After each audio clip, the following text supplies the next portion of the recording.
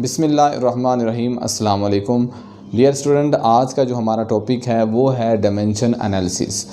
Dimension analysis of physical quantities start करने से पहले हमें तो ये पता होना चाहिए डायमेंशन एक्चुअली होती क्या है।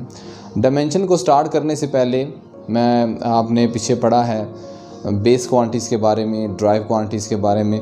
बेस क्वांटिटीज़ आपको पता है वो 7 होती हैं और ड्राइव क्वांटिटीज़ इन 7 क्वांटिटीज़ के मिलने से ही वो ड्राइव क्वांटिटीज़ बनती हैं। अब डायमेंशन हम किस लिए यूज़ करते हैं? आपके सामने कोई भी फार्मूला लिखा हो या कोई भी क्वांटिटी हो, उस क्वांटिटी के को बेसिक टर्म्स के अंदर रिप्रेजेंट करने का जो तरीका है उसे हम कहते हैं डायमेंशन। अब डायमेंशन स्टार्ट कैसे मेजर कैसे करते हैं हम, या डायमेंशन फार्मूला किसी भी क्वांटिटी का हम कैसे बनाते हैं, उनको स्टार्ट करने से पहले 2 चीज़ें आपने याद रखनी है। 2 फार्मूले मैं आपको बताने लगा हूँ, वो आपने याद रखने हैं। आपका जो सिलेबस है फर्स्ट ईयर का, उसके अंदर अगर आप ये 2 टर्म्स याद रखेंगे तो इंशाल्लाह आप जितनी भी क्वांटिटीज़ हैं उनकी ईज़िली आप डायमेंशन को कैलकुलेट कर सकते हैं। और वो 2 कौन कौन से हैं? एक आपने याद रखना है Newton which is equal to kilogram metre per second square, और दूसरा जो फार्मूला है वो आपने याद रखना है जूल का, which is equal to Newton meter. ये 2 फार्मूले अगर आपको याद होंगे तो आप कोई भी क्वांटिटी है या कोई भी फार्मूला है उसका आप इजीली डायमेंशन कैलकुलेट कर सकते हैं। अब आप हैरान हो रहे होंगे कि इन 2 से कैसे सारी चीज़ें मेजर होंगी या कैसे डायमेंशन सबकी पता चल जाएगी। तो अभी हम कुछ एग्जांपल करेंगे तो आपको इससे पता चल जाएगा। ओके, अब टॉपिक की तरफ आते हैं। डायमेंशन फाइंड कैसे करनी है, कुछ रूल्स इसके आपने याद रखने हैं। सबसे पहले जिस क्वांटिटी की आपने डायमेंशन कैलकुलेट करनी हो उस क्वांटिटी का आपने लिख लेना है फार्मूला। सबसे पहला काम है आपने उसका क्या लिखना है, फार्मूला लिखना। फार्मूला लिखने के बाद जिस क्वांटिटी की आपने डायमेंशन कैलकुलेट करनी है उसको फार्मूले से सेपरेट कर दें, उसे सेपरेट कर देना। थर्ड, उस क्वांटिटी को सेपरेट करने के बाद आपने उसके यूनिट्स लिखने हैं, उसके यूनिट्स लिखने हैं। यूनिट्स कौन से लिखने हैं? Basic unit. वो आप बेसिक यूनिट कौन से हैं अभी हम आगे कोई एग्जांपल करेंगे तो आपको पता चल जाएगा। यूनिट्स लिखने हैं, बेसिक यूनिट्स लिखने हैं। उसके बेसिक यूनिट जो भी आप लिखेंगे तकरीबन वो 3 तरह के फार्मूले के अंदर 3 तरह के जो टर्म्स हैं उसी के अंदर वो कन्वर्ट होंगे। एक एक्चुअली होता है मैस, यहाँ फिर होगा लेंथ, यहाँ फिर होगा टाइम। आपके जो फर्स्ट ईयर का जो सिलेबस है उसके अंदर वो आमतौर पर इन 3 के अंदर ही वो ज़्यादा यूज़ होंगी। अब जहाँ पर मैथ्स लिखा होगा वहाँ पर आपने लिख देना है कैपिटल M स्क्वायर ब्रैकेट के अंदर। जहाँ पे लिखा होगा लेंथ वहाँ पर आप लिखेंगे L स्क्वायर ब्रैकेट के अंदर। जहाँ पे लिखा होगा टाइम वहाँ पर आप लिख देंगे T। एक तरीका कार तो ये है, या फिर आप इनके यूनिट्स में कन्वर्ट कर लें। मैथ्स का यूनिट है किलोग्राम, किलोग्राम की जगह पर मैथ्स लिखेंगे। लेंथ का यूनिट क्या होता है? मीटर। और टाइम का यूनिट क्या होता है? सेकंड। लास्ट में इनको आप एक सिंगल ब्रैकेट में लिख लेंगे तो आपका वो आंसर आ जाएगा। हम स्टार्ट करते हैं कुछ एग्जाम्पल के ज़रिए। लेट्स सपोज हमने डायमेंशन फाइंड करनी है वेलोसिटी की। वेलोसिटी की डायमेंशन फाइंड करनी है। अब हमारे पास रूल्स क्या है? सबसे पहले तो हमने क्या लिखना है? फार्मूला लिखना है। तो वेलोसिटी का फार्मूला है v is equal to displacement over time. Second, जिसकी हमने डायमेंशन फाइंड करनी है उसे क्या करना है? सेपरेट। तो v तो ऑलरेडी सेपरेट है, वो फार्मूले में सेपरेट ही है, तो v इसी तरह लिखा रहेगा। अब हमने इसके लिखने हैं यूनिट्स। वेलोसिटी का यूनिट क्या होता है, डिस्प्लेसमेंट का यूनिट क्या है, मीटर, और टाइम का यूनिट क्या होता है, सेकेंड। ये ऊपर जाएगा तो पावर इसकी माइनस में, तो मीटर पर सेकेंड।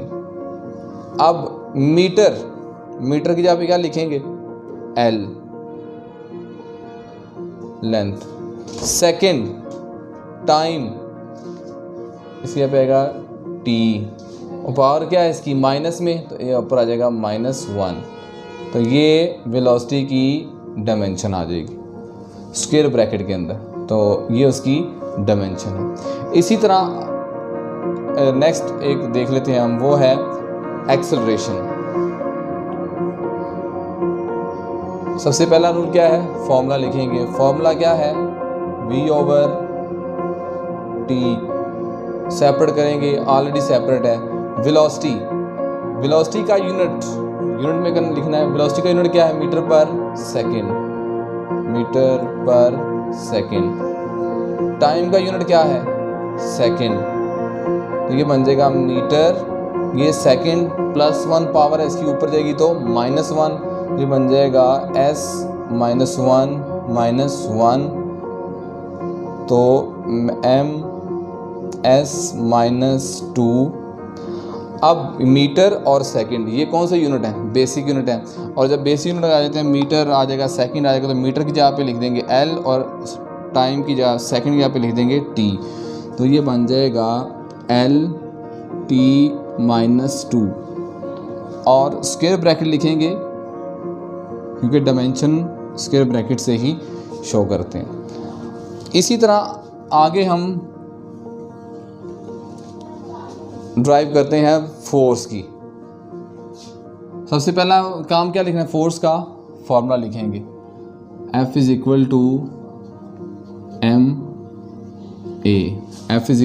ma।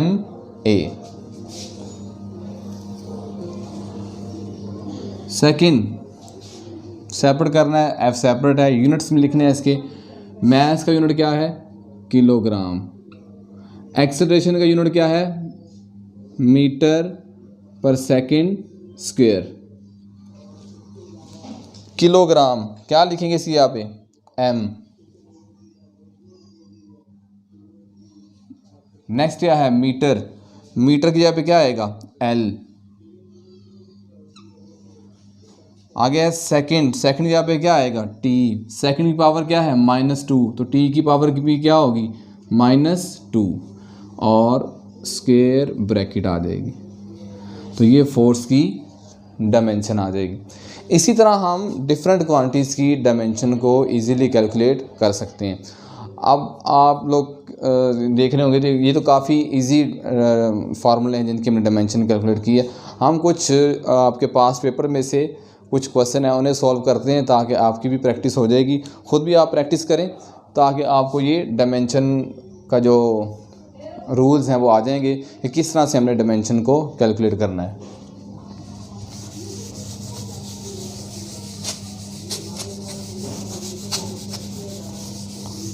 अब बोर्ड में अक्सर ये क्वेश्चन आता है, find the dimension of gravitational constant.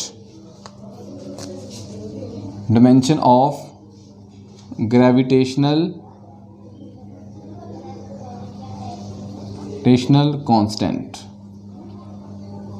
Formula some time given होता है और सम टाइम गिवन नहीं होता। आप ये 9th के अंदर भी आपने पढ़ा हुआ है ग्रेविटेशनल कांस्टेंट के बारे में, लॉ ऑफ ग्रेविटेशन के अंदर। F = इसका सबसे पहले तो फार्मूला है F = Gm1m2/d² भी लिखा होता है और सम टाइम r² भी लिखा होता है। अब ये तो हमने लिख लिया इसका फार्मूला।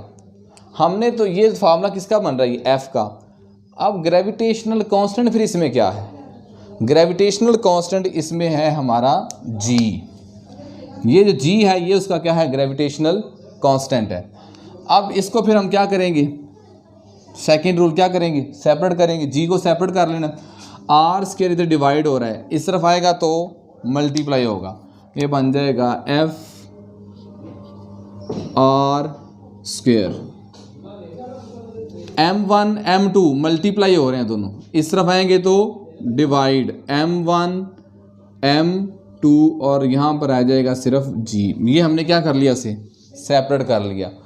अब हमने उसके यूनिट्स लिखने हैं, और यूनिट्स कौन से लिखने हैं, बेसिक।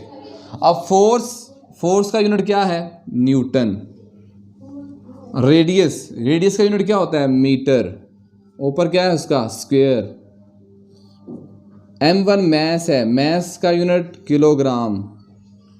मैस का यूनिट M2 भी मैस है, तो इसका यूनिट भी क्या होगा, kilogram is equal to G। अब न्यूटन ये बेसिक यूनिट नहीं है, मैंने आपको कहा था वो आपने याद रखने फार्मूले। न्यूटन किसके इक्वल होता है, kilogram metre per second square. तो न्यूटन की जगह पे क्या लिखेंगे, kilogram metre per second square, और साथ क्या आएगा, मीटर स्क्वायर डिवाइडेड बाय ये किलोग्राम से मल्टीप्लाई होगा, तो बन जाएगा kilogram square is equal to G। अब इसमें ये किलोग्राम स्क्वायर से क्या हो जाएगा, कट जाएगा, किलोग्राम एक ही रहेगा। ये जब ऊपर जाएगा तो इसकी पावर क्या हो जाएगी, माइनस में। हम इसे सॉल्व करते हैं आगे। ये किलोग्राम ऊपर जाएगा तो पावर इसकी माइनस में, तो बनेगा किलोग्राम -1। मीटर स्क्वायर, जिनकी बेसिस सेम उनकी पावर ऐड होगी। ये मीटर स्क्वायर है, यहाँ पर मीटर की पावर 1 है, तो ये बन जाएगा 3 और रह जाएगा S-2 is equal to G। Kilogram की जगह पे क्या लिखते हैं, M, तो किलोग्राम की जगह पे आएगा M। पावर क्या ऊपर, -1। मीटर की जगह पे क्या आएगा, L। पावर क्या है उसकी, 3। सेकंड की जगह पे क्या लिखते हैं, T, तो बन जाएगा T-2, क्योंकि ऊपर पावर क्या है, 2। तो इस तरह हमारी डायमेंशन आ जाएगी, ठीक। लेकिन ये ठीक नहीं है, क्योंकि इसके साथ अभी तक हमने स्क्वायर ब्रैकेट नहीं लगाया। अब ये आंसर इसका क्या होगा, करेक्ट होगा। आपने वैसे ही कह दिया ठीक है, लेकिन ठीक नहीं होता जब तक स्क्वायर ब्रैकेट नहीं लगाएंगे, आपका जो आंसर लिखेंगे वो रॉन्ग कंसीडर होगा। ओके, ये तो होगी ग्रेविटेशनल कांस्टेंट की डायमेंशन। ये भी कई दफ़ा पास्ट पेपर के अंदर ये क्वेश्चन आया हुआ है। इससे रिलेटेड पास्ट पेपर का एक और क्वेश्चन जो हम आगे सॉल्व करते हैं वो है find the dimension of viscosity. Find the dimension of viscosity. Viscosity की हमने डायमेंशन कैलकुलेट करनी है। विस्कोसिटी, अब विस्कोसिटी का फार्मूला ये भी आपने चैप्टर नंबर 6 में फ्लूइड डायनामिक्स के अंदर पढ़ा है।